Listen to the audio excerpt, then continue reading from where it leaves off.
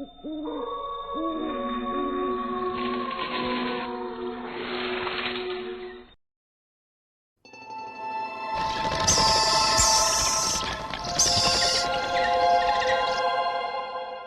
अपने बेटे तरुण के लाख मना करने के बाद भी अपने दोस्त की गाड़ी में बैठकर कसीनो में चला जाता है। भगवान, आज तो मेरी सुन ले, कर्जे में सर तक डूब चुका हूं मैं। और वो इतना बोलकर अंदर चला जाता है। वो एक टेबल पर बैठ जाता है। तभी उसके पास एक उसके बेटे की ही तरह का उम्र का एक लड़का आता है। आपको ये सब नहीं करना चाहिए। तुम होते कौन हो मुझे बताने वाले कि मुझे क्या करना चाहिए और क्या नहीं? ठीक है, अगर आप मेरी बात नहीं मानते हैं तो कोई बात नहीं। आपकी जेब में इस वक्त 1500 रुपए हैं और अगर आप मेरी बात मान लें, पहले 3 पत्ती ना खेलकर डाइस खेलिए। तभी माधव का फोन बजता है। हाँ दीपक, मैं 1 घंटे में यहां से निकलने वाला हूं, तुम गाड़ी लेकर आ जाना। माधव फोन अपनी जेब में रखता है। तुम्हें कैसे पता कि मेरी जेब में कितने रुपए हैं? कौन हो तुम? मैं वो सब आपको बता दूंगा, लेकिन मैंने जैसा कहा है आप वैसा ही करें। तब तक मैं बाहर घूम कर आता हूं। रवि उसे एक कागज थमाकर बाहर चला जाता है।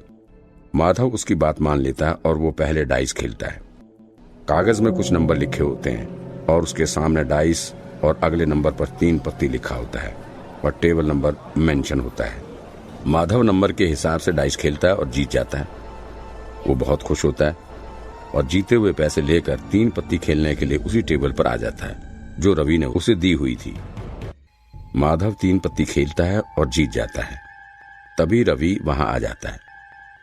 मैंने आपको जो कागज दिया था उसमें यही तक का गेम लिखा हुआ था। इसके आगे कर आप खेलेंगे तो हार जाएंगे। मैं तुम्हारे बताए तरीके से 50,000 जीत चुका हूं। क्या तुम कोई जादूगर हो यार? तुम्हें ट्रिक पता है कि कैसे लोग गैम्बलिंग में जीता करते हैं?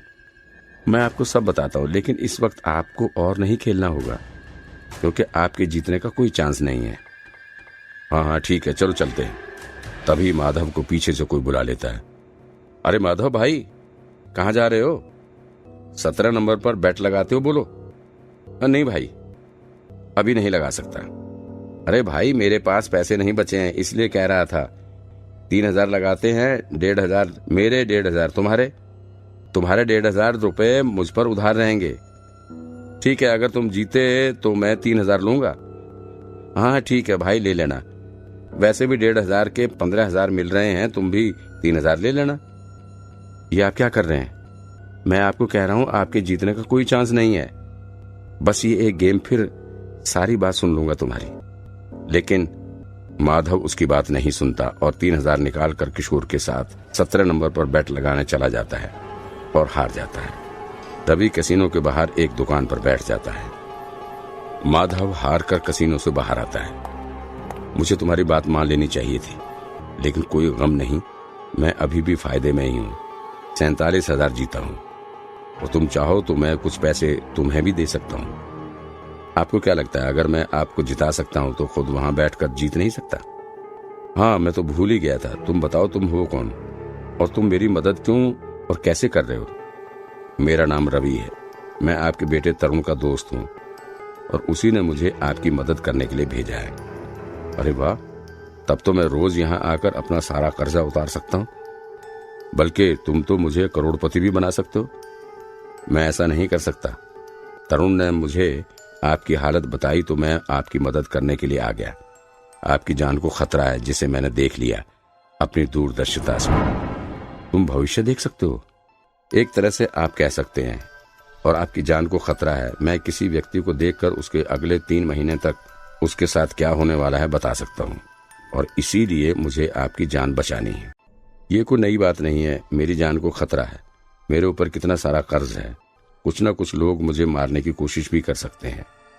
मारने की कोशिश नहीं, मारने में सफल भी हुए हैं 117 बार आने वाले 3 महीनों में। क्या कहा? 117 बार? देखो, मैं मानता हूं कि तुमने मुझे पैसे जिताने में मदद की, लेकिन इसका मतलब ये नहीं कि तुम कुछ भी बोलोगे और मैं मान जाऊंगा। ठीक है, मत मानिए, लेकिन उसका अंजाम बहुत बुरा होगा। आपके लिए अभी जो कार आने वाली है उसमें आप नहीं बैठेंगे। आपकी जान को खतरा है। मगर कैसे? तुम उन लोगों को भी क्यों नहीं बचा लेते? मैं ये नहीं कर सकता। अगर बचा सकता तो बचा लेता। रवि वहां से चला जाता और माधव अगले दिन अखबार में पढ़ता है जिस कार से वो अपने घर जाने वाला था उसका एक्सीडेंट हो गया था, जिसमें एक आदमी की मौत हो गई थी और बाकी 4 लोग बुरी तरह घायल हो गए थे। माधव अपने बेटे तरुण को फोन लगाता है लेकिन तरुण फोन नहीं उठाता। तभी रवि माधव के घर में आता है। आंटी, 1 कप चाय मिलेगी? तारा अंदर चाय बनाने के लिए चली जाती है। मुझे पता है आप मुझसे मिलने के बारे में ही सोच रहे थे। तुमने मुझे उस कार में चढ़ने से इसलिए रोका ना क्योंकि वो मरने वाला व्यक्ति मैं था। सही समझे आप। ये सब क्या हो रहा है? तुम कैसे ये सब जानते हो? मुझे सारी बातें बताओ। ये एक विद्या है जो मेरे पिताजी ने मुझे सिखाई थी मरने से पहले, जिसका इस्तेमाल मैं उनके जीते जी नहीं कर सकता था। वो इसे दूरदर्शी विद्या कहते थे। इस विद्या के मिलने के बाद मैंने कई लोगों को समझाने की कोशिश की और कई लोगों की जान भी बचाई। ये बात जब तरुण को पता चली तब उसने मुझे आपके पास भेजा। मतलब 117 में से तुमने एक बार मेरी जान बचा ली, मतलब अब 116 और बाकी हैं। 123। लेकिन कल ही तो तुम मुझे 117 कह रहे थे, अचानक से कैसे बढ़ गई? मैंने ये बात आपको बताई थी जब आप जीत कर मेरे साथ बाहर आने को तैयार हो गए थे, लेकिन तभी आपने एक गेम और खेली और 123 आंकड़ा पार कर गए।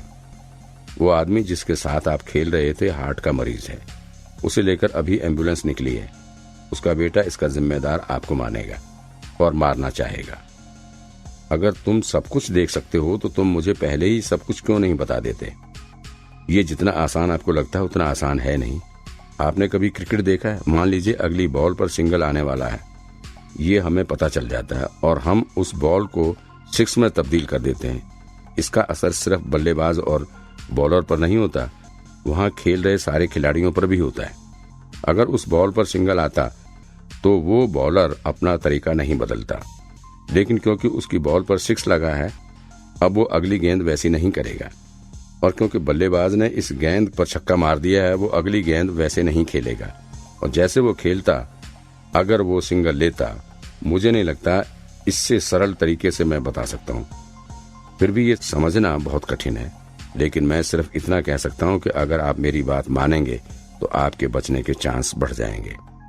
फिर तुम मुझे उन सभी लोगों का नाम क्यों नहीं बता देते जो मुझे मारना चाहते हैं? ऐसा करना नामुमकिन है, क्योंकि जो लोग आपको मारना चाहते हैं उनमें से कई ऐसे हैं जिनको खुद भी अभी तक नहीं पता कि वो आपको मारने वाले हैं। मुझे मारने वालों का पता भी नहीं है कि वो मुझे मारने वाले हैं। हाँ, जब रास्ता बदलता है तो मंजिल भी बदल जाती है। इसीलिए आपको मेरी बात माननी होगी, क्योंकि 123 बार में से 2 बार आप खुद अपनी जान ले चुके होते। क्या तुम मुझे सीधा सीधा क्यों नहीं बता देते कि मुझे क्या करना है? देखिए, अगर मैं सब कुछ जानता तो आपको किसी भी मुसीबत में पड़ने ही क्यों देता है? मुझे ठीक ठीक तरीके से समझाओ, तुम्हारी ये विद्या कैसे काम करती है और तुम किस तरह से मेरी जान बचा सकते हो। तभी तरुण की मां चाय लेकर आती है। रवि और माधव चाय पीने लग जाते हैं। चाय पीते पीते ही रवि माधव को इशारा करता है कि उसकी पत्नी का यहां रुककर उनकी बातें सुनना ठीक नहीं है। चाय तो बहुत अच्छी बनी है, एक काम करो, गर्मा गर्म पराठे और बना दो, तब तक मैं इस बच्चे से बात कर लेता हूं। तरुण की मां गुस्से भरे अंदाज में पराठे बनाने के लिए अंदर चली जाती है। देखिए माधव जी, मैं जहां तक हो सकता है आपको बचाने की कोशिश करूंगा, क्योंकि यही मेरा कर्तव्य है। मेरे पिताजी ने मरने से पहले ये विद्या मुझे सिखाई थी और इस विद्या के कुछ नियम भी मुझे बताए थे। मैं इस विद्या से अपनी जान नहीं बचा सकता, ये नियम है। यही कारण था कि मेरे पिताजी इस विद्या को जानते हुए भी अपने आप को नहीं बचा पाए थे, और वो विद्या अपने जीते जी मुझे नहीं दे सकते थे। ये एक ऐसी अनोखी विद्या है जो सीख तो कोई भी सकता है, लेकिन इस्तेमाल नहीं कर सकता जब तक वो व्यक्ति जिसने उस विद्या को सिखाया है वो मर नहीं जाता। माधव ये सब सुनकर बहुत हैरान होता है। तो तुम अपनी विद्या का इस्तेमाल करके मेरे सारे परिवार को सुरक्षित रख सकते हो, क्योंकि जो लोग आज मुझे मारने आ रहे हैं कल हो सकता है मेरे परिवार वालों के जान के पीछे भी आए। देखिए, सबसे बड़ा जान का खतरा आपको है, क्योंकि कर्ज आप पर चढ़ा है, आपके परिवार पर नहीं है। और फिर मैं ऐसा नहीं कर सकता। एक साथ आपके पूरे परिवार की हिफाजत नहीं कर सकता। इस विद्या का एक और नियम है, मैं एक समय में सिर्फ एक ही व्यक्ति की दूरदर्शिता देख सकता हूँ। मैंने इसलिए आपसे कहा था कि आप मेरे कहे अनुसार काम करें, क्योंकि मैं सिर्फ आपका भविष्य देख सकता हूँ, आपके साथ कौन क्या करने वाला है उसका नहीं। इसीलिए आप पर जितनी भी बार जानलेवा हमला होने वाला होता है वो मैं देख लेता हूँ। जैसे आपका उस कार में ना बैठना आपकी जान तो बचा ले गया, लेकिन आपकी जगह पर कौन व्यक्ति मरेगा ये मैं नहीं देख सकता। माधव एक गहरी सोच में डूब जाता है और फिर कहता है, इसका मतलब ये हुआ कि तुम मेरी जान को बचाने की कोशिश कर सकते हो, लेकिन बचा ही लोगे इसकी कोई गारंटी नहीं। आप ठीक समझे, और इसलिए अगला काम आपको ये करना है कि आपको आज अपने भाई से नहीं मिलना है। क्या मेरा भाई? क्या वो भी मुझे मारना चाहता है? जी हाँ, आपका भाई आपसे बहुत गुस्सा है क्योंकि उसे पता चला है कि कसीनो में आपने 50,000 जीते हैं, वो भी किसी अजनबी की मदद से, और कर्ज वाले उसके घर भी गए थे। आप दोनों के सर पर कर्ज है और आप जुआ जीते हैं, लेकिन अपने भाई को आपने नहीं बताया। लेकिन मैंने तो सिर्फ 50,000 जीते, जबकि मेरे सिर पर कर्जा तो लाखों रुपए का है। बात पैसों की नहीं, बात है कि आप उस शख्स को जानते हैं जो आपको जुए में पैसे जिता सकता है। तुम्हारे कहने का ये मतलब है कि अगर मैं सिर्फ आज अपने भाई से नहीं मिला तो वो मेरी जान बच सकती है? जी हाँ, अभी तक तो मैं सिर्फ यही देख पा रहा हूँ कि आपका भाई सिर्फ एक बार ही आपकी जान लेने की कोशिश करेगा। माधव फिर से सोच में पड़ जाता है, कैसे कैसे दिन देखने पड़ते हैं यहाँ पे। रवि तभी माधव की तरफ देखते हुए कहता है, एक बहुत जोखिम वाला काम है। अगर आप करने को तैयार होते हैं तो आपकी जान 50 से 60 बार बच सकती है। कैसे बच सकती है बताओ जल्दी। कल आप मेला देखने जा रहे हैं, उस जगह पर कल 2 बहुत ही भयानक माफिया गैंग की मुठभेड़ होने वाली है, जिसमें कई लोगों के साथ आपकी जान भी जाने वाली है। आप इसके बावजूद भी कल मेला देखने जाएंगे, लेकिन शर्ट और पैंट पहनकर नहीं, हाफ पैंट और फटी बनियान पहनकर। माधव चौंकते हुए, पहली बात तो ये बताओ कि मैं वहां पर जाऊंगा क्यों, और दूसरी बात फटे कपड़े पहनकर ही क्यों? आप वहां इसलिए जाएंगे क्योंकि उन दोनों गैंग के कुछ लोगों से आपने कर्ज लिया हुआ है। वो आपको देखेंगे तो उन्हें पता चल जाएगा कि आप भी मेले में आए हैं। और फटे कपड़े पहनकर इसीलिए क्योंकि कल जिस जगह पर आपकी मौत होने वाली है वही सामने ऐसी ही हुलिया वाला एक आदमी, जिसका शरीर बिल्कुल आप ही की तरह दिखता है, वहां बैठेगा। आप वहां पर जाएंगे और जैसे ही आपको वो आदमी दिख जाएगा, आप एक कंबल ओढ़ कर छुप जाएंगे और गोलीबारी में उसकी मौत हो जाएगी और इस तरह आपकी जान बच जाएगी। जब अखबार में आपकी मौत की खबर छप जाएगी तो वो दोनों गैंग आपको मारने की कोशिश नहीं करेंगे। इससे आपको लगभग 50 से 60 बार दोबारा जीवन दान मिल जाएगा। क्या बात कर रहे हो, ये तो बड़ा ही खतरनाक काम है, और कितने सारे लोगों की जान जा रही है इसमें। नहीं, मैं ऐसा नहीं कर सकता। तुम जब मेरी जान बचा रहे हो तो बाकी लोगों की जान क्यों नहीं बचा सकते? देखिए माधव जी, आप भावनाओं में बह रहे हैं। मैं आपको बता चुका हूँ कि मैं एक समय में सिर्फ एक ही व्यक्ति की जान बचा सकता हूँ। वहां जो होने वाला है उसे मिटा नहीं सकता। मैं अगर पुलिस को बता भी देता हूँ कि वहां पर गोलीबारी होने वाली है तो वहां पर कोई गोलीबारी नहीं होगी, बल्कि हो सकता है कि मेरे पुलिस को खबर करने के बाद वो लोग मेरे पीछे आ जाए। आपका भविष्य तो मैं देख लूंगा, लेकिन मेरा भविष्य कौन देखेगा? माधव गहरी सोच में पड़ जाता है और फिर रवि की बात मानने के लिए तैयार हो जाता है। अच्छा, अब मैं चलता हूँ, और आज आप किसी से ना मिलें तो अच्छा है। ठीक है, आज मैं किसी से नहीं मिलूंगा। रवि वहां से चला जाता है। अभी माधव के फोन की घंटी बजती है। उसका भाई उसे कॉल कर रहा होता है। माधव अपने भाई का कॉल उठाता है और उसे समझाने की कोशिश करता है, लेकिन उसका भाई उसे गाली देकर फोन काट देता है। उसकी पत्नी पीछे खड़ी उसकी सारी बातें सुन लेती है। माधव अगले दिन मेले में जाता है, फटे पुराने कपड़े पहनकर, और रवि उसे मेले में मिलता है। देखिए, अगर ये प्लान काम कर जाता है तो आपकी जिंदगी बच सकती है। ठीक है, अब अगर मेरी जान बचाने का यही तरीका है तो मैं तैयार हूँ। तभी रवि को तरुण का फोन आता है। तरुण फोन पर चिल्लाते हुए कहता है, कुत्ते, मैंने तुझे अपना भाई समझा था और इसीलिए अपने पापा की जान की हिफाजत के लिए तुझसे कहा था, और तू उन्हें मौत के मुंह में ले गया। तरुण, मैं तुम्हें सब कुछ बाद में बता दूंगा, अभी कुछ मत कहो। इतना कहकर रवि तरुण का फोन काट देता है। एक बहुत ही बुरी खबर है, आपकी पत्नी ने तरुण को बता दिया हमारे इस प्लान के बारे में। मुझे पता था वो ऐसा ही करेगी, इसीलिए मैं अपना फोन बंद करके बैठा हूं। ठीक है, आपको पटाखे वाली दुकान पर जाना है, जहां पर आपको एक कातिल देख लेगा और पहचान जाएगा और आपके हुलिये को देखकर आप पर हमला करेगा। जैसे ही उसे देखेंगे धीरे धीरे इसी तरफ आएंगे और उस मिठाई वाली दुकान के सामने आकर खड़े हो जाएंगे। जब वो लोग पीछा करते हुए आएंगे मैं आपके ऊपर कंबल डाल दूंगा। रवि के बताए हुए तरीके के अनुसार माधव पटाखे की दुकान पर जाता है और कातिल उसे देख लेता है। वो धीरे धीरे मिठाई वाले की दुकान तक जाता है और दोनों गैंग के बीच गोलियां चलनी शुरू हो जाती हैं और कुछ लोग माधव को मारने के लिए भागते हैं। माधव को बचाने के लिए रवि उसके ऊपर कंबल डाल देता है और उसी से मिलता जुलता एक बूढ़ा मारा जाता है। कंबल में लिपटा हुआ माधव हिलता डुलता भी नहीं है। तभी वहां तरुण आ जाता है और अपने पिता को कंबल में लिपटा हुआ देखकर उसे लगता है कि रवि उसके पिता को मारना चाहता है। कुत्ते, मैं तुझे नहीं छोड़ूंगा। रवि तरुण को देखकर चौंक जाता है। तरुण, मेरी बात सुनो। तभी तरुण रवि के सीने में 2 गोली उतार देता है और रवि गिर जाता है।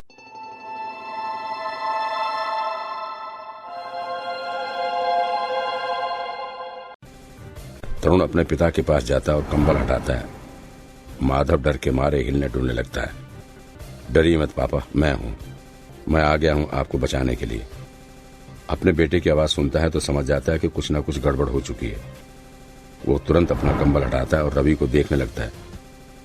रवि उसे उसी के बाजू में गिरा हुआ दिखाई देता है। मैंने इस गद्दार को ठिकाने लगा दिया पापा।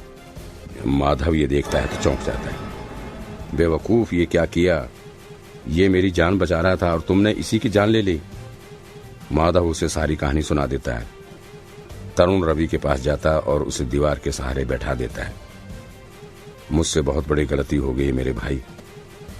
रवि, जिसमें थोड़ी जान अभी बाकी थी, कहता है, मेरे दोस्त, मेरा सफर यहीं तक था, अब मैं नहीं बच सकता। लेकिन तुम्हारे पिताजी को अभी भी खतरा है, तुम चाहो तो ये खतरा टाल सकते हो। नहीं, मैं तुम्हें हॉस्पिटल ले जाऊंगा, तुम्हें मैं कुछ नहीं होने दूंगा रवि। माधव तरुण को बहुत डांट लगाता है। रवि तरुण से कहता है, मेरे पास ज्यादा वक्त नहीं है। वो तरुण को अपनी जेब से एक छोटी सी डायरी निकाल कर देता है। ये डायरी लो, इसमें दूरदर्शिता विद्या के बारे में सारी जानकारी है। मेरे मरने के बाद तुम दूरदर्शी बन जाओगे और अपने पिता की जान बचा पाओगे। तरुण रवि को कई बार हॉस्पिटल ले जाने के लिए कहता है, लेकिन रवि मना कर देता है और थोड़ी देर बाद अपनी आंखें बंद कर लेता है, हमेशा हमेशा के लिए। तुम्हारी गलती की वजह से अब मेरी जान को फिर से खतरा है। मुझे माफ कर दीजिए पापा, लेकिन मैं आपको विश्वास दिलाता हूं कि मैं ये विद्या सीखकर आपको कुछ नहीं होने दूंगा। फिर वो दोनों घर चले जाते हैं। घर जाकर तरुण अपनी मां को सब बता देता है। अगली सुबह माधव अपने बेटे के साथ नाश्ता कर रहा होता है। तो बताओ, मुझे आज क्या करना चाहिए? मुझे उस किताब को पूरा पढ़ने और समझने में कम से कम 1 हफ्ता लग जाएगा पापा। क्या कहा? 1 हफ्ता? 1 हफ्ते तक मैं क्या करूं? बाहर जाऊं अपनी जान को हथेली पर लेकर, या फिर यहीं घर में बैठा रहूं डरते हुए? मैं पूरी कोशिश करूंगा इसे जल्द से जल्द सीखने की। माधव परेशान होकर बैठ जाता है। उसे समझ में नहीं आता अब क्या करे। वो अपने भाई का फोन भी इग्नोर करते जाता है। 1-2 दिन तक माधव अपने घर पर ही रहता है, लेकिन फिर उसे बेचैनी होने लगती है और वो बाहर निकल जाता है। वो कैसीनो चला जाता है और जुआ खेलने लगता है और जुए में 50,000 हार जाता है। तभी उसका भाई धीरज उसके पास आता है और कहता है, भैया आपने ये ठीक नहीं किया। माधव अपने भाई को देखता है तो चौंक जाता है। तुम यहाँ क्या कर रहे हो? घबराओ मत भैया, मैं आपको कोई नुकसान नहीं पहुंचाने आया हूँ। मैं खुश हूँ कि आप जिंदा हैं, लेकिन जब आपके पास एक ऐसा लड़का है जो भविष्य देख सकता है, तो आपने उस बात को मुझे बताया क्यों नहीं? समझने की कोशिश करो। अब वो नहीं रहा। वो उसे बीच में ही रोक देता है। भैया आपने ठीक नहीं किया, और इतना कह करके वो वहां से चला जाता है। माधव अपने घर वापस आता है और देखता है कि उसके घर के बाहर एम्बुलेंस खड़ी है। माधव अंदर जाता है तो देखता है उसकी पत्नी को एम्बुलेंस में ले जाया जा रहा है। तभी तरुण माधव के पास आता है और कहता है, पापा आप कभी नहीं सुधर सकते ना। आप जुआ खेलने गए हैं, ये बात सुनकर माँ को दिल का दौरा पड़ गया। माधव अपने किए पर बहुत शर्मिंदा होता है। तरुण अपनी माँ के साथ हॉस्पिटल चला जाता है, लेकिन माधव अपने घर पर रुक जाता है। माधव अपने घर में 2 दिन तक अकेला रहता है। फिर से फोन आता है। फोन की दूसरी तरफ से आवाज आती है, हेलो, क्या आप माधव जी बोल रहे हैं? सर, आप कुछ दिन पहले कैसीनो आए थे, आप वहां पर अपना पर्स भूल गए, प्लीज आकर ले जाइए। माधव अपने बीवी और बच्चे के घर से चले जाने से बहुत दुखी था, इसीलिए वो कैसीनो चला गया। लेकिन उसने सोच लिया था कि वो कोई खेल नहीं खेलेगा। कैसीनो के अंदर जाते ही एक आदमी उसे उसका पर्स दे देता है। तभी उसका फोन बजता है। वो फोन उठाता है और तरुण दूसरी तरफ से कहता है, पापा कैसीनो से बाहर आइए, वहां आपकी जान को खतरा है। माधव अपने चारों ओर देखता है और उसे शेट्टी के आदमी दिखाई देते हैं।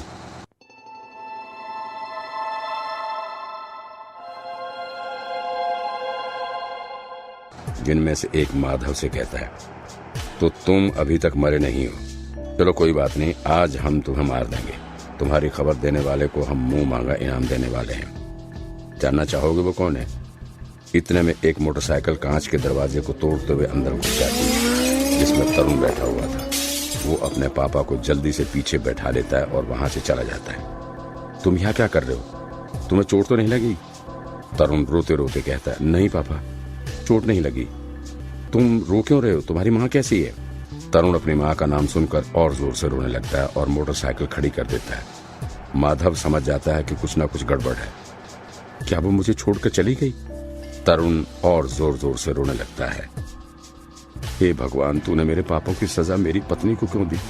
और फिर माधव भी फूट फूट कर रोने लगता है और वो लोग भूल जाते हैं कि वो अभी खतरे वाली जगह से ज्यादा दूर नहीं निकले थे। माधव अपने बेटे को संभालता है और फिर पूछता है, क्या बेटा तुमने वो विद्या सीख ली? हाँ पापा, मैंने वो विद्या सीख ली और इस पूरी जगह पर आपको खतरा ही खतरा है।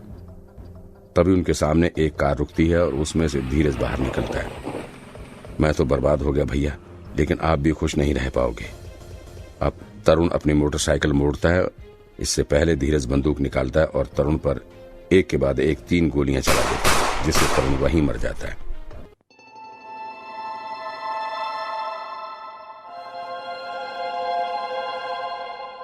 माधव गुस्से में धीरज की तरफ दौड़ता है और बंदूक छीन लेता है। मैं तुझे जिंदा नहीं छोड़ूंगा। कमीने, तूने मेरे बच्चे को मार डाला। मेरा बदला पूरा हो चुका है भैया। आपने मेरे साथ धोखा किया और मैंने आपके साथ। माधव गुस्से में उसे गोली मार देता है। माधव अपने बेटे की लाश के पास जाता है और रोने लगता है। उठ मेरे बच्चे, क्या तू भी मुझे छोड़कर चला जाएगा? और वो भी फूट फूट कर रोने लगता है। फिर वो अपने पास पड़ी बंदूक उठा लेता है। तभी न जाने उसे कहां से काफी सारी आवाजें सुनाई देने लगती हैं। वो अपने आसपास देखता है तो उसे अपनी बीवी तारा, बेटे तरुण और रवि की आत्मा दिखाई देती है। पापा, मुझे माफ करना, मैं आपकी जान नहीं बचा सका। नहीं बेटा, मुझे मेरी जान की कोई फिक्र नहीं है। बस तुम वापस आ जाओ। तुम लोग वापस आ जाओ तो मैं सब बुरे काम छोड़ दूंगा और तुम्हारी सारी बात मानूंगा। मैंने आपको पहले ही चेतावनी दी थी कि इस विधा के ऊपर कुछ नहीं है और हम इस विधा का कोई नियम नहीं तोड़ सकते। आपने अपनी जान बचाने की पूरी कोशिश की, पर अब समय निकल चुका है। माधव चारों ओर से आ रही आवाजों से अपने होश खो बैठता है और अपने सिर पर बंदूक रख गोली चला देता है और दूरदर्शी की बात सच हो जाती है।